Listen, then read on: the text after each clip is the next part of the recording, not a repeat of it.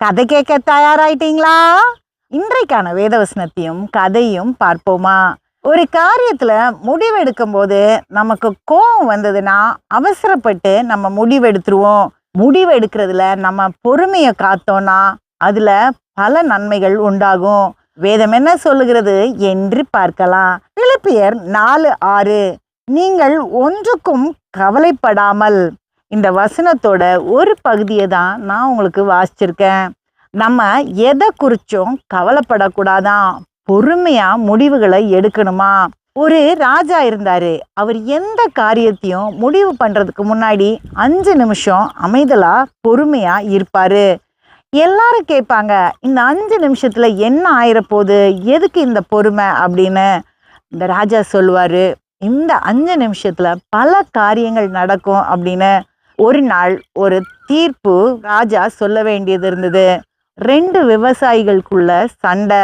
ஒரு நிலம் என்னுடையதுன்னு முதல் மனிதன் சொல்றாரு, 2வது மனிதனும் அதே சொல்றாரு.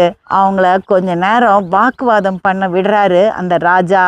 கொஞ்ச நேரம் கழிச்சு முதல் விவசாயி கிட்ட கேட்கிறாரு, போன வருஷம் நீ உன்னுடைய நிலத்துல என்ன பயிர் வச்ச அப்படின்னு. அப்போ அந்த விவசாயி சொன்னாரு, ஐயா, போன வருஷம் நடந்தது எனக்கு எப்படி ஞாபகம் இருக்கும், எனக்கு மறந்துருச்சு அப்படின்னு 2வது விவசாயி கிட்ட அந்த ராஜா கேட்குறாரு. அப்போ அந்த விவசாயி சொன்னாரு, ஐயா, போன வருஷம் நான் கேழ்வரகு போட்டிருந்தேன், அதுக்கு முன்னாடி நான் நிலக்கடலை விதைச்சிருந்தேன் அப்படின்னு. அப்போ ராஜா சொல்றாரு, இந்த 2வது மனிதனுக்கு தான் இந்த நிலம் சொந்தம் அப்படின்னு.